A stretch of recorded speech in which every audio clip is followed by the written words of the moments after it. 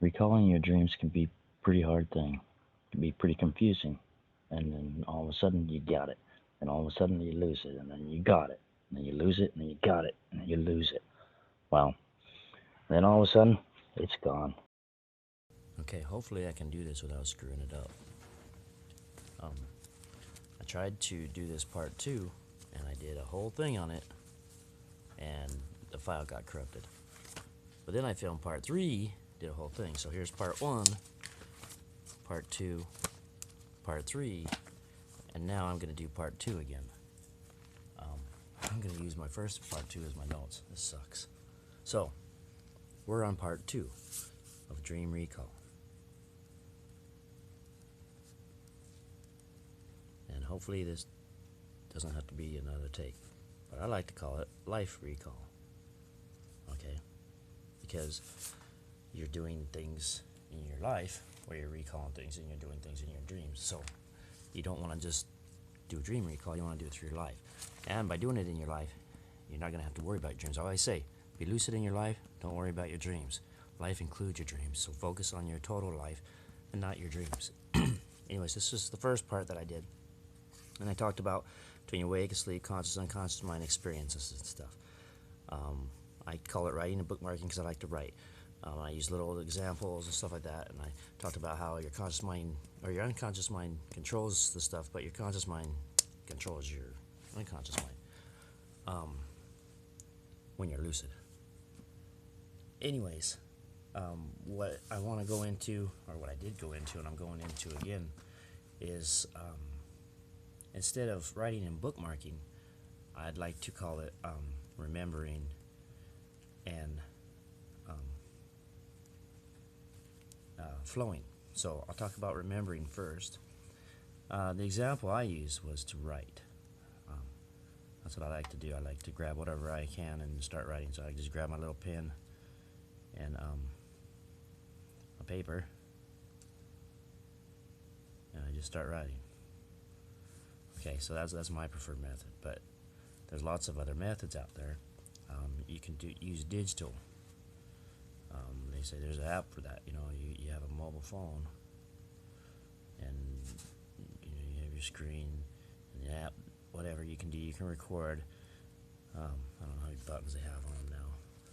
Anyways, what it touches, you can do an app. You can do recording, digital recording, like a sound recorder, or whatever else you could use for that. If you want to do a movie of yourself or something. Part of writing, you can draw your dreams out. You just, if you whatever you see, you see some forest. You don't even have to make it good. If you watch my dream journal, I don't have things good in it. you see all my stuff that I did. None of my stuff really is pretty. Just like this. I woke up and had a dream, so I started writing it. This is something else. So I writing it here, and then I kind of took it like this, and I started taking it. And this is just a couple of old bills. Well, no, old bills. All my bills are old, huh? Anyways, drawing is fine. You got whatever's going on. What else did I have? Where's my life recall remembering? Nope. Where'd it go? What's on the bottom? And then I put, I don't want to run out of room. I put just remembering. I should have put it down there, but and that's basically another brain again. Basically, where you have your brain and stuff, and it's doing what it does and all this stuff, and then you pick a place wherever you want to call it, and you put it there, and you got to remember it. This may take some practice. It may be hard. I don't know. Anyways, because you have to physically still remember it instead of trying to go back to your senses, your eyes, looking at that, and stuff, and it's taking in what you're writing. Same with here, same with there. And then your ears. I don't know how everybody's ears are shaped nowadays. My grandpa's ears. Both grandpa's ears. Anyways, your hearing, through through this stuff, and you're seeing your apps too and stuff or whatever, but through your voice or your or whatever, this one just uses your mind here. So it's just and that's what you try. I mean, if you had this, then you wouldn't be talking about the recall right here, because you'd be using your mind. Okay, so basically, what I said, pick your own way. Pick your own way on this way, because you'll have to figure out what works for you on what you can put down quickly. And you want to wake up. You want to do it quickly because you're going to remember. Quick, easy to bring back a feeling or an emotion or whatever. Bring back whatever it is that it's gonna spark that memory. You want something that, like a drawing or something that's fast and easy. I don't know. You want it detailed enough. If you're thinking of something, you want to make sure you write it all down what you think of before you go on the next, because once you go on the next, it's gonna be hard to get back to once you think about it.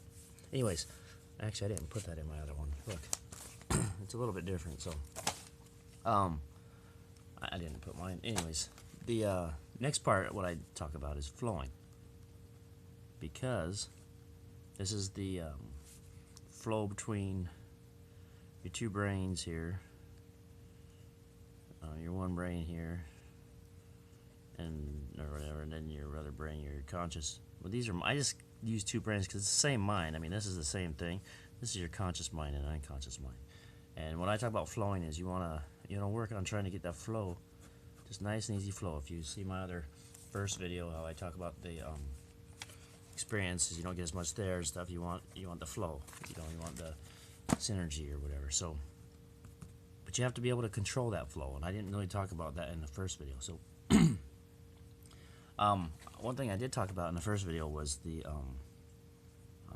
packet analogy. I use packet. Okay, this is a packet. This is what I'm going to do. This is a little packet, or a little packet, bigger packet, small little packet, or whatever.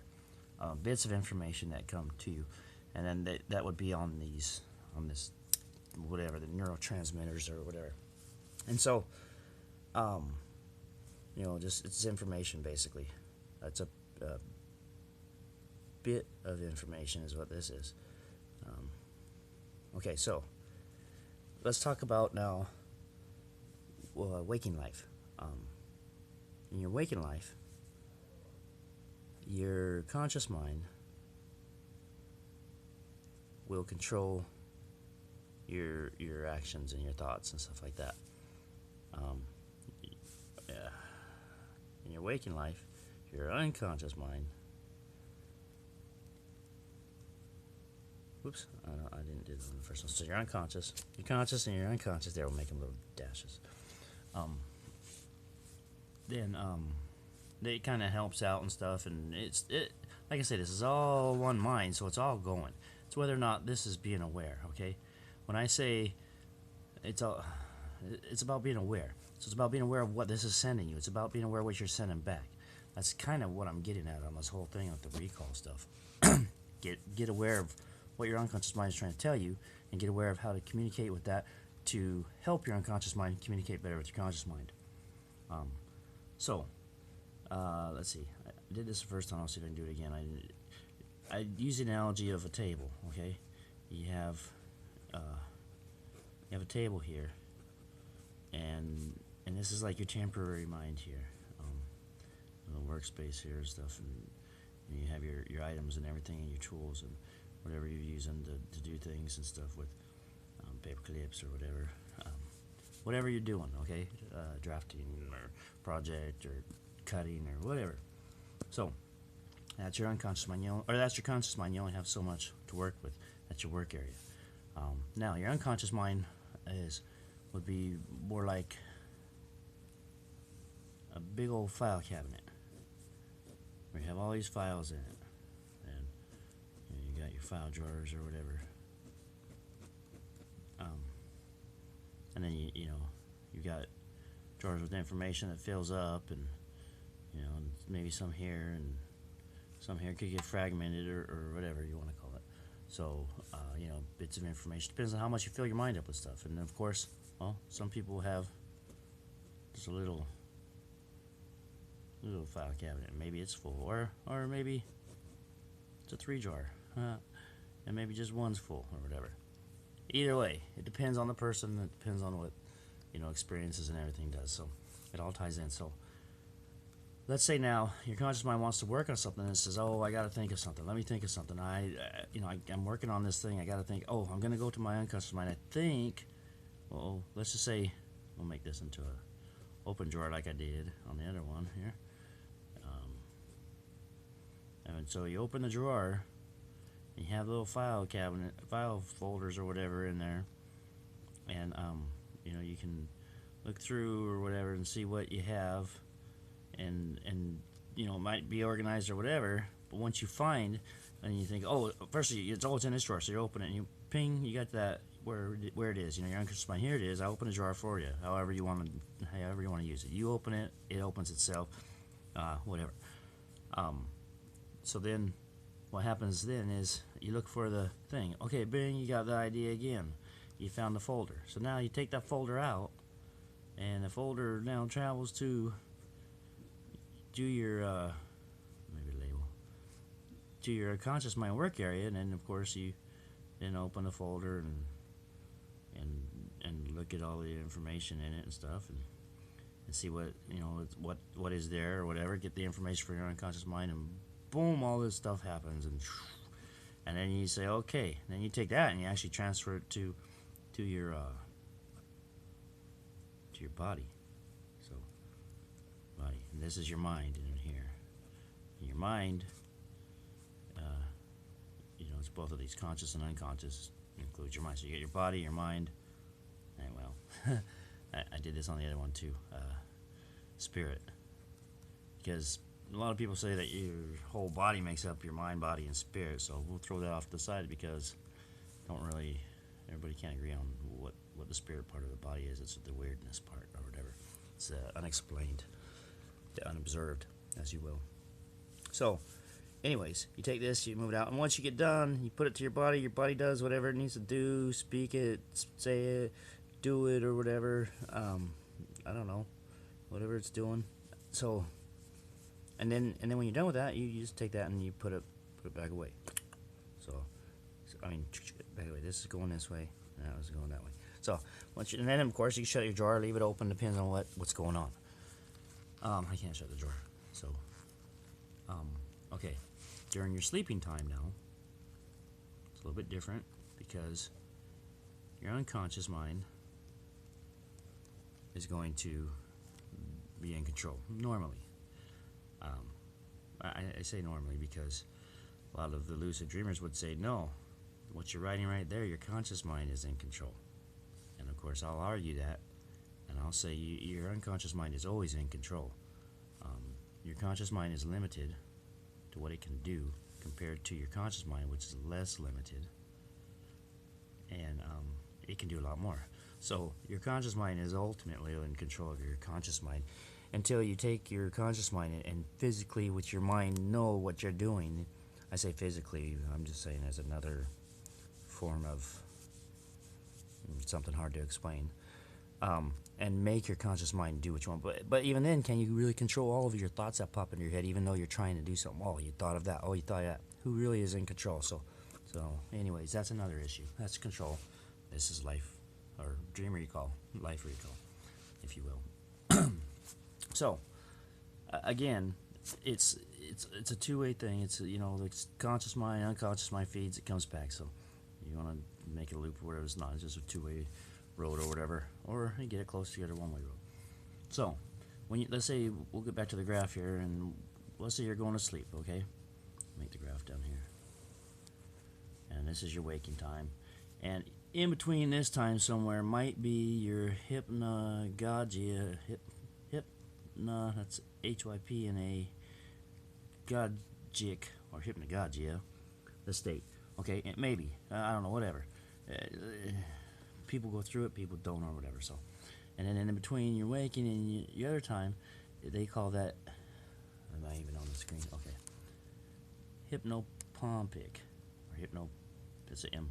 Pompia. Anyways, that's the time. This is both of these times. You may get feelings of hallucinations, kind of images or whatever, or whatnot, and you know, sounds or whatever, things that don't really make sense in the waking world. So you go to sleep, and then all of a sudden, you know, your unconscious mind takes over, and bits of information. You might remember stuff. You know, you might get a little bit here, a little bit here, a little packet here and stuff, a little packet there. You know, you might get a few in here, and then whatever, sparsed out a little bit, bigger packet there, or whatever. And then maybe some that want to come in here get jammed up in there. So when you wake up and you try to remember this stuff, it all depends on if you're even used to doing that. Where's my first one? My first one here, I talk about a little bit how to receive those packets and stuff. Now, when you're getting those packets, once you try to figure out how it all works and how you can record it so you can remember it, but then keep it flowing by slowing it down or whatever. That's during your waking life. Here in your sleeping life, you actually have bits and pieces coming through. So, you know, this is a little bit bigger area and there's a big chunk of information. You might be able to remember some of this and piece together something complete out of that. Maybe, you know, so there's something partial or whatever. Depends. Here, you know, this part that jammed up. You might not remember this part because it got all confusing, and you might only remember this part that came down, and you might only get a little piece of that. You know, this part here, you might, you know, this might have something to do with it, or might not. You might get a little chunk of that. These here, you may not remember. This one, you might remember, you know, sliver or whatever, you know.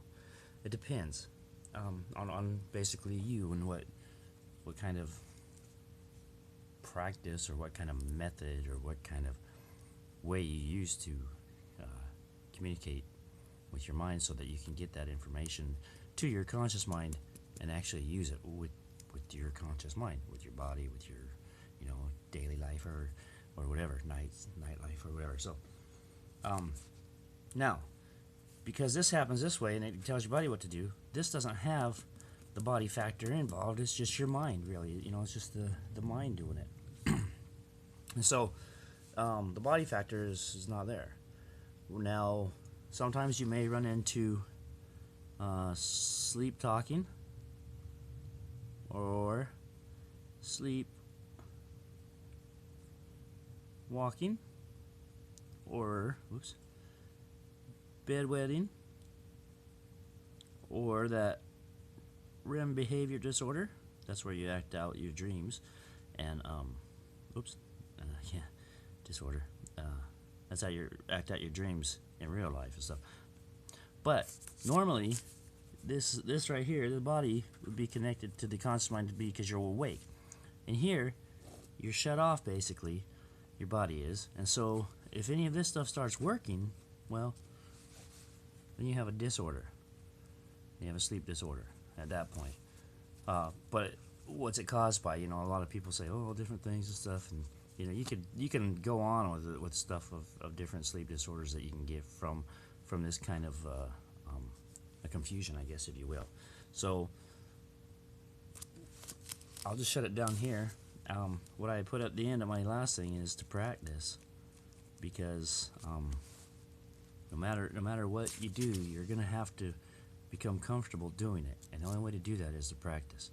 So on that note, hopefully I don't get this. I'll get it uploaded really quick. Thanks for watching. Good night. Oh wait, I do thanks for watching on my end part. So I'm not saying, well, thanks for watching, of course, but you'll get that again in a second. Right now I'll just say good night and lucid dreams. Thanks for watching. For more topics, please visit my Facebook page at www.facebook.com/mylucidlife.